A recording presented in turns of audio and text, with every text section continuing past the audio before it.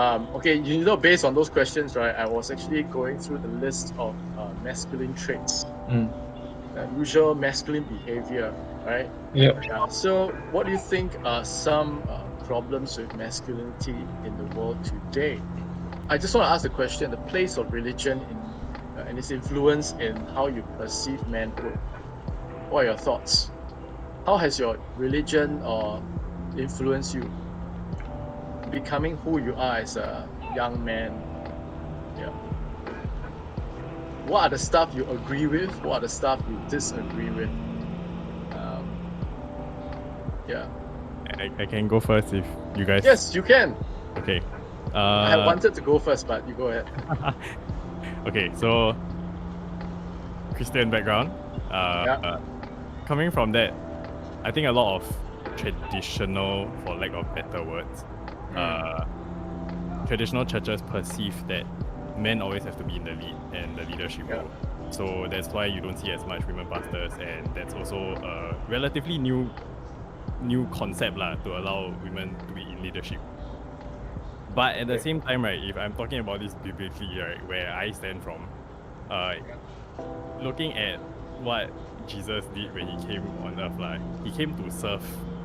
He didn't come to rule. He didn't come to lead, and be the king of everyone. He came to sit down and be with the people who have issues and people who got problems, and we survive this together, and we love each other, and I'm not going to step on you just because I'm a man, that kind of situation. Yeah, okay. So I think that's how it has affected me in terms of how I perceive masculinity, where I don't see it as a need to push it upon other people nor assert dominance. Right. Where instead it should be something where I know as myself where I stand, and that's fine, and I can continue to love others, whoever and whatever they are. Yeah, okay. Yeah. I mean, that's how I see it. So, yeah. Okay. Right. I don't go to church anymore. Yeah. Right. When you're taught that the head of the house is the man, and the woman is supposed to submit to the man, and this is my reality. And that is something over time when I grew up, right? As I went to JC, I went to the art stream, and so I began to mix around with a different sort of a crowd, right? In the art stream, you don't really get to see a lot of manly men, right? You get to see a wide variety of males, and that was a culture shock for me. Yeah, it was really a culture shock for me. And you get to see, you start to have gay classmates, and you start to see women who are very dominant, and that's a big influence also. They're so vocal and everything, so that bombarded my senses in a way. And then in university, I took up literature as well. So you start. One of my favorite module is gender studies, and in the end, I actually specialized in that. So in gender studies, you study the roles of men, traditional men, and the roles of traditional women, and how that has evolved over time. So back to the question on religion. The stuff I disagree with quite a lot today. I don't agree that the man should be the head of household. I believe it should. You should share the chores and everything. Oh, I didn't ask that question. Okay. And I will say this because I've said it very loudly on my social media. What has changed for me is I don't agree with how religion, how they treat the marginalized community, how they define masculinity, manhood in a very narrow manner. Yeah, and yes, and so I so when I started looking at what Eshton said, right, you look at Jesus, he treated marginalized people very, very fairly, and in fact, he reached out to them. Okay, he wasn't adversely. Shit. Stop. That was my Google. I'll edit this out. Okay, he didn't stay away from the weird people of the world, like the tax collectors or the fishermen. These are the low class people, right? Neither did he avoid the prostitutes or yeah. the women were an affair. So he was one person who hung around with them and he reached out to them. I think traditional masculinity, as I recall it, even in church, is taught in the church is you don't deal with such people. Yeah, right. Yeah, you let the females do it. Okay, but that's not what I believe, because in my line of work, I deal with a lot of such people, even as a teacher, right? So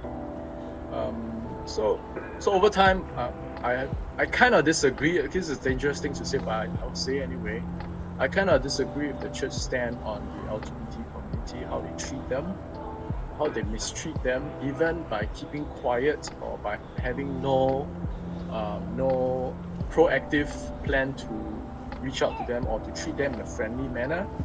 I disagree with that. Yeah, I feel that the whole idea of loving your neighbor, you should not discriminate against them just because of their gender. And I think, being male doesn't mean that you feel totally uncomfortable with the LGBT, for example, because this is the most controversial issue today, right? Yeah, I think, you should treat them with decency and respect. Yeah. Go for it. Who's next? I think I can speak from my background wise. So I think I'm a bit different from Eshton and Stanley in the sense that I didn't grow up in a Christian household. So but I became Christian sometime in primary 4, primary 6, around there, and got baptized later in secondary school. Did religion play a very big role in shaping what I view how a man should be like? I actually don't know how much it has affected, because in my time in church, there never really was clear definition of what a man should be doing, what a man should be having authority in areas of let's say the household, for example, or maybe I didn't pay attention in church, but but growing up, because I didn't have a biological father taking care of can you hold on a bit? Sorry, I need to cut this up. My grandfather calling me. No worries. Yeah. So I was saying, okay, so I come from a family where actually it's not Christian, right? But along the way, I became Christian. So growing up, I don't think I've heard the church explicitly say what role a male should be playing in a family or whatever situation. So for me wise, in terms of how I view masculinity and if religion has affected my view on masculinity, is the values that a person should have. So things like compassion, things like empathy, things like patience. I think as Eshton and Stanley talked about, how Jesus, the qualities of Jesus, right? So in that sense, Jesus as a role model and Jesus as the perfect male, I guess. Yeah, so in just talking about religion wise, then how I view masculinity is how Jesus was like. Yeah. Marcus. So I guess my turn. You guys covered almost everything, but mine's pretty much the same as Wen's, in the sense of like how he said, I'm not from a Christian family.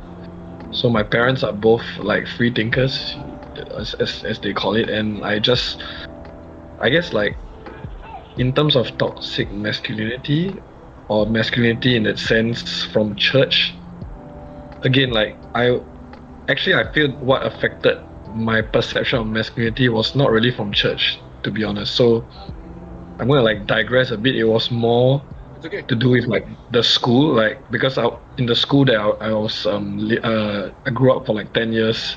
It was a all boys rugby school, so it's like there's no way you're not gonna be influenced of what a man should be, because like, okay, just a bit of background. I was like I was a bit on the chubby side, and then I had body image issues, so I did all sorts of cardio possible. I was even in Tough Club. Yeah, you guys know Tough Club, right? So like, I took a lot of time to lose all that weight before I even met Stanley in in the later years. So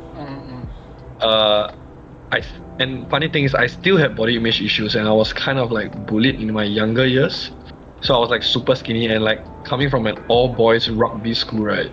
You just look up to them because like they're the one that win your competitions. They're the one that win you your half days, your Friday half days.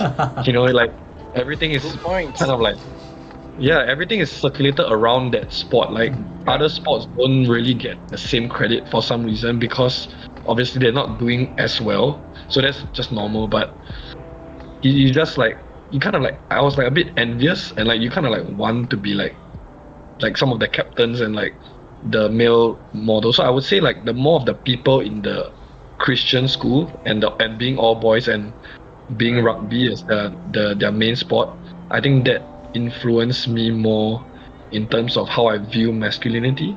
And like you just want to be like a jock, you know, like the everyone remembers your name kind of person.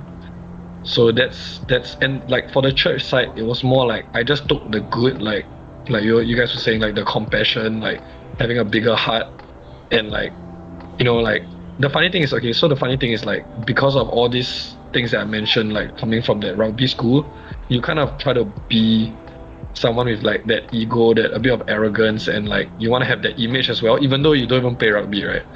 But on the other side, the church actually made me, and from an unemotional person, become actually very emotional. So I was like, I'm really like both sides. Like you can ask, like, I mean, my partner and all, they agree, like this is quite weird because the first time they all met me, like they feel like I'm like I have this facade, right? But once they get to know me, I'm actually like super soft. Like I cry at the smallest thing, and I don't think it's a bad thing. I think actually it's good for our topic because like masculinity, you know, like one of the big areas is like emotions, and like more people think that, or like you don't be such a, you know, like I don't want to say the word, but don't be such a, you know, like, or like a girl, you know, why you cry is a small thing. But I think that like I feel that crying is actually the one who can actually really let the emotions out. It's actually more manly. That's how I started to perceive things. So in that sense, the religion side of things taught me to be more emotional, whereas the school side kind of hardened me up. So it was really like a bit of a hard thing to balance in that at that age. Yeah. So yeah, that's, I don't know if I confused you guys, but yeah. No. You have brought up Yeah. a point that I was That's what I feel. That's what I feel impacted me. Yeah. Yeah.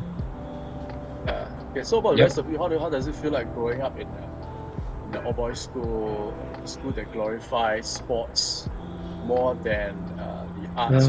Yeah. So again, like I feel that's not, like, I mean, that's just life. Like when people succeed in something, or like, you know, put on a high pedestal, on a high horse, everyone remembers that. But all the behind the scenes thing, or like things that they're not say doing badly, but like other areas like arts, like, okay, like I didn't take like I didn't do those sports. I was actually in like boys brigade, which is all like Christian community, and like I took art for my O levels.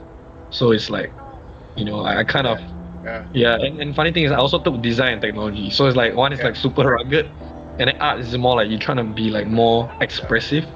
So that's totally like, I would say, a different direction to what society deems masculine. So like arts and culture, and, you know, like painting, drawing stuff.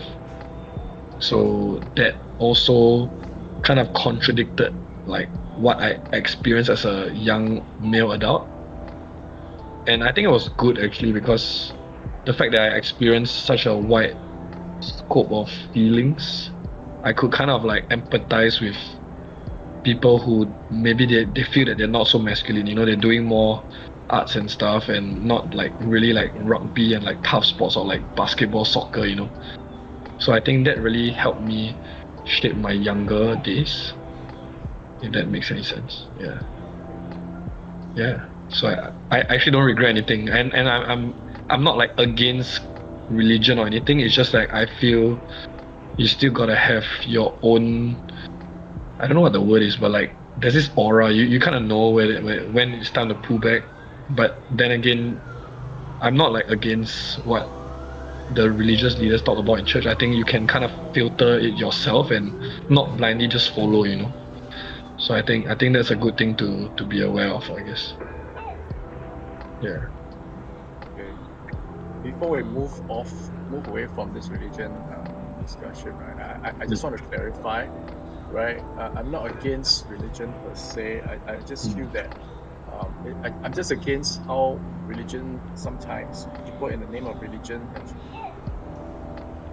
not treated the marginalized people well, or they use it as an excuse to say, oh, let other people do it lah, or basically being a hypocrite lah. They say love your neighbor, but they Don't actually really do it. discriminate against these marginalized people, and usually they are gender based as well.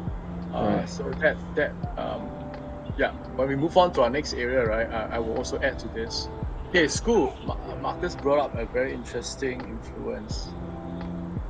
Growing up at all boys school, how has that affected your sense of masculinity? So actually, it made it worse because the fact I was insecure and the fact I was like bullied when I was younger. So like, you know, you start to have this. I would say I would put like the word hunger. You start to have this hunger for like trying to be more superior and like trying to figure out for yourself what does it take for me to stop getting bullied. What does it You take for bullied me because to of your size. body image? Yeah, like I was bullied because I was like a chubby kid and stuff, and like you know you run around the field, everyone's having recess, that kind of thing. Yeah. And yeah, on top of that, like I still like to play sports. I was like outgoing all the while. I wasn't like really like a computer gamer or anything, but because of me being outgoing and the fact that I mix around with all the fit kids, that made it way harder, and like I was really insecure. And I think okay, like I would say this, like I think that's the reason why I did bodybuilding. But the funny thing is, along the way, along the years, the reason why I do bodybuilding is not because I'm insecure anymore, but it was the reason why I started.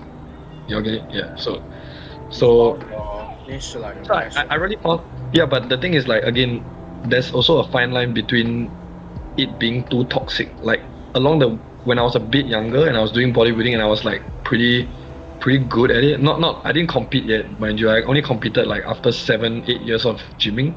So like the first like 3-4 years, it's like, oh, okay, I'm like people start noticing you know like physical changes, and they start to respect you, you know, like guys in the gym, peers, friends, you know, like even from your parents being like, why are you wasting all the egg yolks every night, to a point when like they start supporting you, you know, they buy you like supplements and stuff. Then things start to change for me, you know. I realized like actually this whole bodybuilding thing can get pretty toxic because you start being from an introvert insecure person not really to becoming a better person who is supposed to be like a role model. Because I remember I was influenced by these male models like rugby players. I want to be them, but after that you realize like you already kind of like went way out of the boundary. You went to a point where like you become too narcissistic. You start being too vain, and then you kind of, I would say maybe you lose friendships because you're always focused.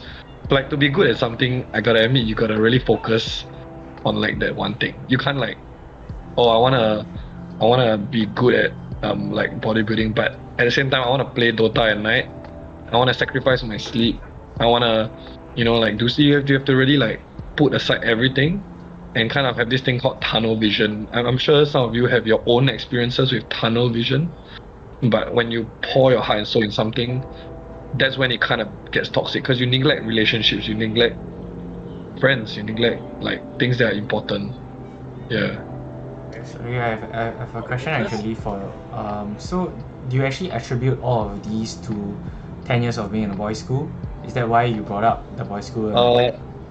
I attribute that to be the root of why it started, but along the way, when I realized I was getting a bit, I will use the word obsessed, like out of control, then you start to realize like, hey, actually I'm not doing this for any body image issue anymore. Like I'm like confident and stuff, but I'm not doing this to prove anything. I'm not doing this to be worried that one day I might get bullied again. But you start realizing that you start to have, I start to sit back and think like, why am I like so heavily focused in this? Then I start to realize that it's really because purely I start to love the sport, you know, like I don't do it because I wanna like impress anyone or like I want to be like the alpha male in the gym. You know, nowadays I purposely try to go at a time where there's no one in the gym, so it's very different. Back then it's like you want to be noticed because you've been like kind of like bullied, insecure. You want to be noticed in your clothes. You want to look good. So I think that's all like, I think every guy goes through that phase. Like even when you go army, you know, like you have to like shower with like so many other guys, and you kind of like naturally you'll be insecure of your body if it doesn't look good to you. And everybody has their own perception of what looking good is, I guess. So You this know, root some of are. Sorry. So this root of insecurity came from the fact that you were bullied when you were younger because of your size. Yeah, yeah. Like I was like chubby. I was like in tough club, and I was doing like sports, but I wasn't like, you know, I wasn't as fast as other people. I wasn't as, you know, like maybe like good looking or lean as other people. And like, okay, I really have this. Suddenly this guy came to mind, and Stanley knows him. Like Paul Ng, he was my role model, man. Like I gotta tell you, cause this guy, he was like in the water polo team. I think he was a captain or something, and he had this. I don't know. He was. We were all young, but he had this like washboard abs. He was like dark skin, handsome. He was like scoring goals for the water polo team. So to me, I was like, man, like I want to be like this guy. And he was the one who brought me to the gym for the first time. So I gotta give him some credit, you know. Okay. Yeah. So something like that. Yeah. So I mean, I'm just thinking about what you say and what Wenceslaus asked. Basically, you Yeah. do point out the fact that in schools, right, in all boys schools, people actually rank the more appealing qualities of boys or males. Of course. Firstly, Once you have. looks, Yeah. right? Number two, Yeah. sports, the more athletic individuals, they Yes. are looked upon more favorably, not just Yes. by individual peers, no, even adults, Definitely. teachers, they Definitely. favor students who are Everyone more sees athletic. you. Yeah. Yeah. Yeah. And number Yeah. three, if you have natural leadership qualities, If you are as a prefect. male person, as a student, you Yeah. get treated better as well. Okay, Yeah. so are these like qualities of masculinity that sometimes, as a result, the fact that even the adults in the situation are like, okay, I hate to say this, even teachers, they favor these qualities more, right? Of course. As a That's result, human nature. those who Yeah. do not fall under these categories at the initial They get stages, left like out. yourself, because at the initial stages you are chubby, but you Yeah. develop yourself to become more masculine in terms of Yeah. looks, and so you found your groove, and in Yeah. the end, instead of focusing on the external, you found really a lot of satisfaction, because bodybuilding and being fit, you found a lot of satisfaction for yourself. Yeah. But it's very real. Adults It's do, super real. even educators, they look for these external qualities in boys, and then they give them favorable treatments. Yeah. Okay, I look mean, at like, those who are nominated for student leadership, yeah. right? Who are they? Even They are very even if athletic, you have the even they if are you have the very tie on, brutal. Yeah. yeah. Even if you Okay. have the tie on, and you're a prefect, people see you different, you know. Yeah. Eshton, you've been quiet for a while, so share your He thoughts. absorbing everything. We'll come to you, Wenceslaus. Yeah. I guess I know you have a lot to say about. Yeah. I guess for me, right, I wasn't okay. I mean, I played rugby in like primary 2 to primary 3, like Okay. played in the under the super young one, but after that I wasn't in secondary school per se. I was in Gen, which is probably the other end, the furthest end you could go from rugby, like arts and everything. Right. But weirdly enough for me, I guess it might be an upbringing also. I never felt threatened, I would say, or a need to have to make myself feel more masculine. And that carried out through secondary school also and primary school as well. Even though I would say a lot more people were definitely more manly than me and I would say this has carried on, especially with my career path, because I went into doing furniture design. I went into after that doing fashion now, and that whole path often leads to people immediately assuming that either I am gay or effeminate or along that lines and Which I guess to a certain extent, if I am doing design, then yes, I have to be more empathetic.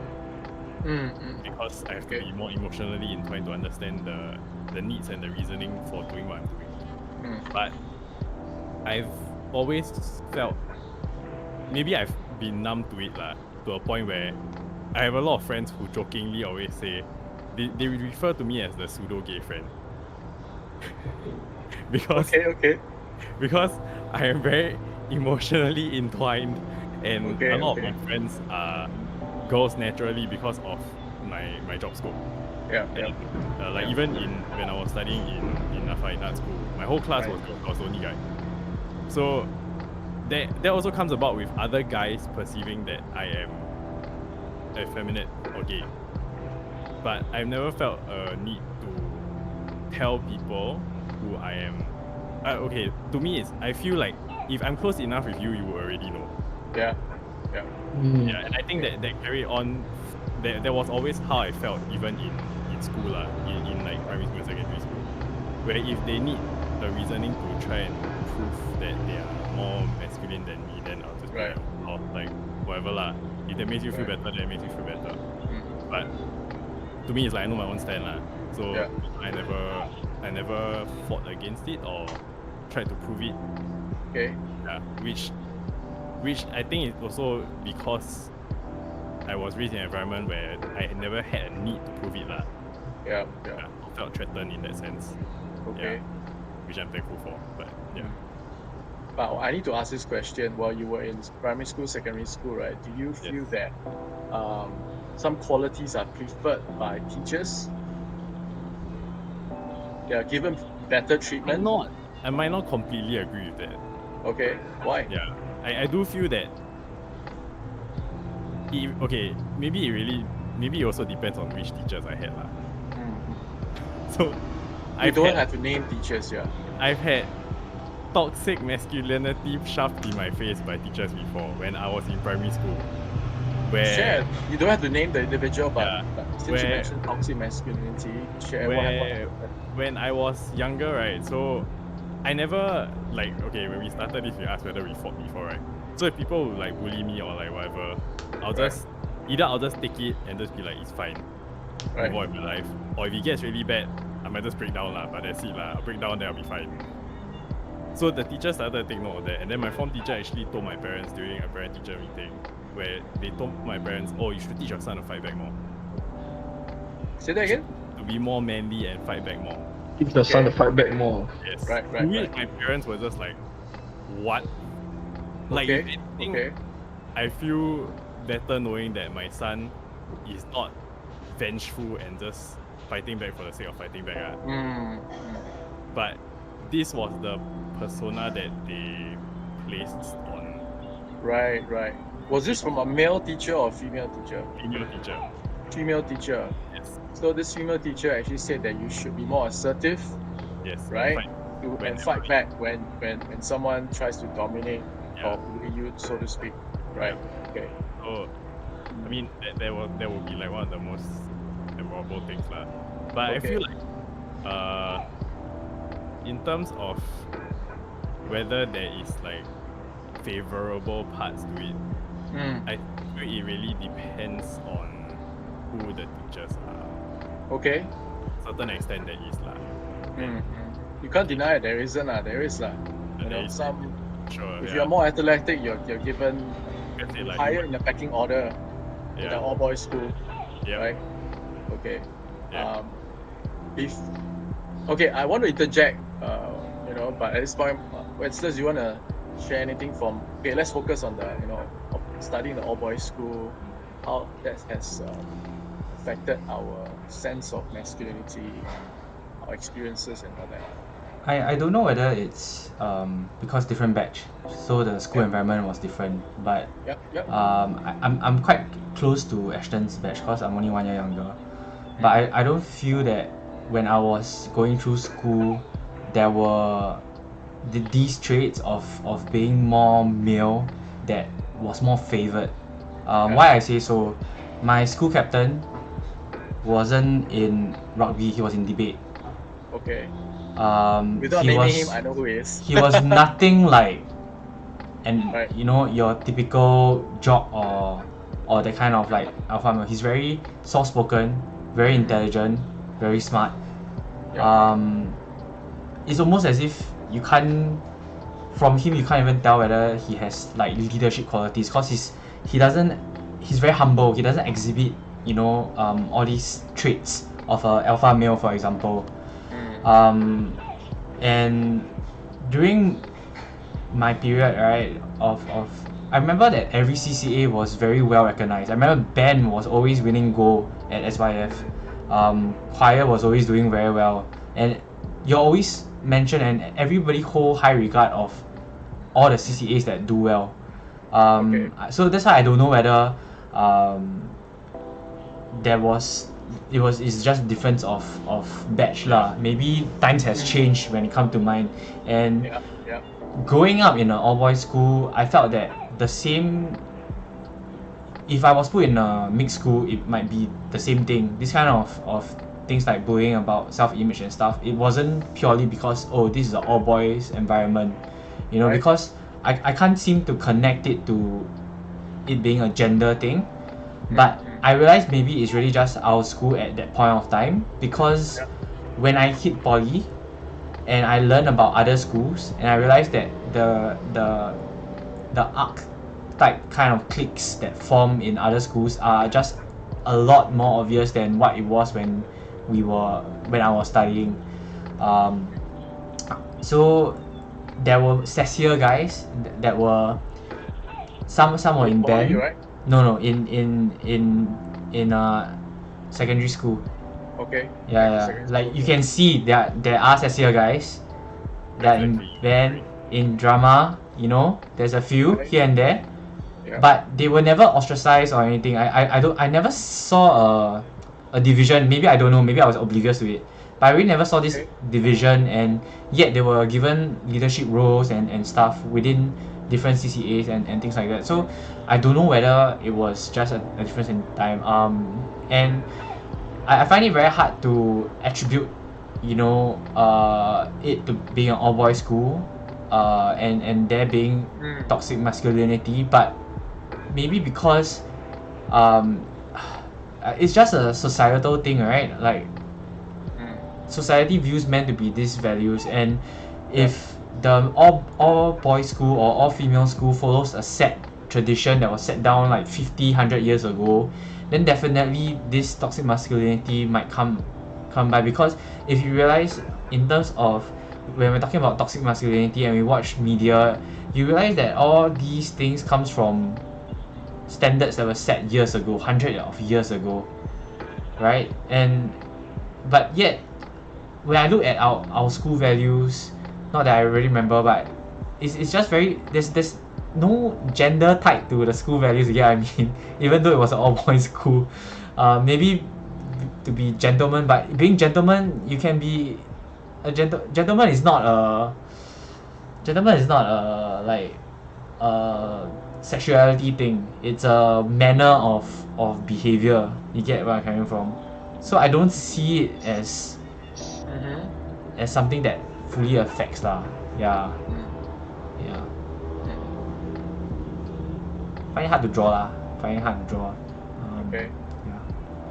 I think maybe times have evolved because we are from different generations, so our lived experiences are very different, you know, right? Or the teachers have evolved as well. Okay, so I mean, so I will share from my generation. When I was a student, right? I mean, we all grew up in the same school, so I wasn't a jock or anything, and so I don't play many sports. So that's my experience growing up. And because you don't play any sports, you are not in the in crowd, right? In fact, I'm just a nerd, you know. I took on leadership roles because that actually came to me naturally. And so if you have any gifts or talents, like you can sing, you can speak well, you can act. If you're not a jock, you get to share a bit of the limelight as a male, right? If you grow up as a male person in an all-boys school. But if you have none of those like talents or gifts that puts you up there, right? in the forefront, you will be relinquished in the background. Okay, so my point is that, I mean, when we grew up in the time, I was, what caught my attention that felt very, very, very disturbing was seeing this bunch of very effeminate boys, and they will group themselves together, and you see them during recess time. It's very obvious. So they will loiter around the bookshop area, and you don't have to see them to know where they are, because the rest of the cohort will make fun of them. Yeah, they will literally just tease them very openly. This is during my time, okay? And they'll call their names, Sisi, Hua, and it doesn't help that sometimes they enjoy the attention, but most of the time you also see that they are very hurt by all the tauntings and the teasings.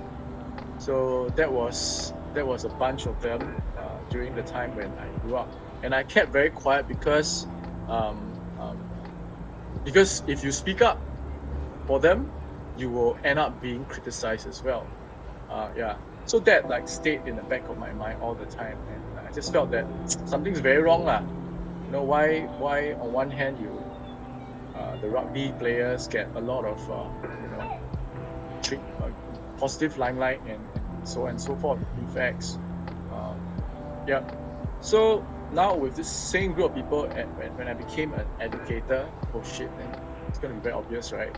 Yeah, but I'll share this anyway because it has to do with masculinity, toxic masculinity, and how we now as an adult, how I saw other adults treat the non-masculine students. So again, in every all-boys school, there will be this group of effeminate students, and safety is numbers again. So they will come together and they'll huddle together, right? And so I guess the nasty name callings are not as severe as it was during my time when I was a kid, right? But they are still there, and they are more intelligent. In fact, you know, like you have they get called names in wherever they are in schools, but they also get bullied outside school as well.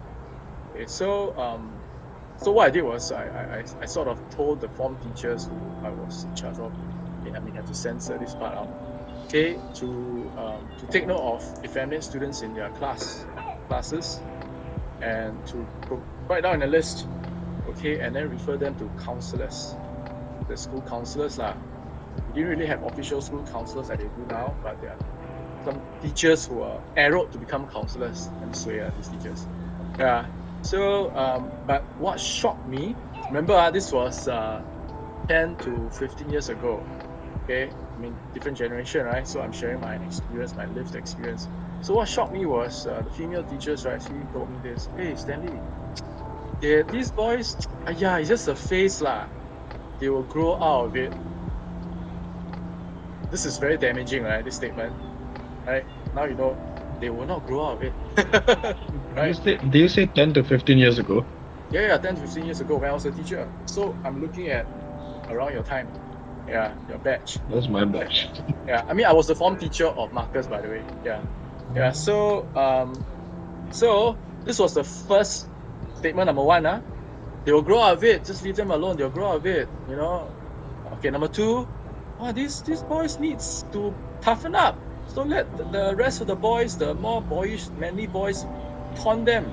They need to be taunted, so they will toughen them up. Wow! When I heard that, I was like, "Hey, no, that's okay." Those were days when I was in church. Take care of the youth, and know that we understand emotional needs, dysfunctional families, stuff like that. So that's the second statement that I totally disagree with, lah. Okay. Yeah. And the third statement goes like this: boys will be boys. Okay. And I thought that was I had some issues with that statement, because when it comes to boys will be boys, you bring that forward 20 years. That's another. I even heard a very high level. A person holding a very high position, okay, in the school, who says that men will be men. Okay, what do I mean by that? Okay, so, first two statements, they were made by young female teachers, which shocked me actually. Okay, if it was made by the old female teachers, I will understand because they come from the old era, right? Who believes that the man should be head of the household. Okay, all these CC feminine boys, they must be toughened up. So you must let nature take its course. Either they be weeded out by the predators, they die, or they get toughened up, right? So this is very real. So, and they came from young teachers. I was very, very shocked. How can young female teachers be so lacking in sympathy? And they say such things, so I had a word with some of them, and just say, Stanley, don't waste your time, go and do more important things like school results. I said, no, this is an all boys school, and we have to look at the needs of all different types of boys, right? So in the end, what I did was I told the teachers to compile, and the form teachers didn't compile. I actually volunteered to teach the entire level. I'm not going to name the level, even the academic 2 classes. Okay, I taught them for 1 semester, so I could identify who they are, compile a list, and I gave them to the school counselor. I just felt that ignoring them and letting nature take its course, letting other boys tease them, will only exacerbate their experiences. Okay, and if they don't get any counseling, Okay, but remember, in those days, I am against the LGBT. I'm totally against it. I feel that you can convert them. You can help them when they're still young. Okay, this is all about masculinity, right? So that was what I was brought up to believe in, and that came from the church. Okay, I was very anti. I was very outspoken. So but then I that's why I wanted them to be singled out or identified, so that we can refer them to counselors. Hopefully through the counseling, it will straighten them out. I mean, not in that sense, but at least they get some support. If they lack a father figure at home, or stuff like that. Those were the days. So but I'm no longer like this anymore. So I really changed my perception of these individuals. I just feel that we should not discriminate against them.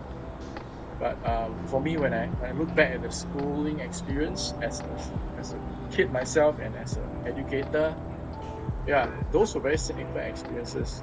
And I do, even as a teacher, I find that educators, they tend to favor those with special abilities, talents, if you're athletic, you have special abilities. Like I say, if you can act, you can speak very well. Not only if you play sports, okay, that's under athletics, right? You get better treatment, very, very obvious. And those who are left behind are those who cannot make it to the school leadership, class leadership positions. And these are usually individuals who do not have any skills or special skills, right? And they are usually the troublemakers, right? What has that got to do with masculinity? Yeah, it has a lot to do with masculinity, because we define masculinity as individuals, even educators, who have these special talents. I mean, not special, who are more gifted. Okay, this is also, they fall under the traditional perception of masculinity. You have to be assertive. You have to be a very outdoor person. Thus, you're athletic. You are a risk taker.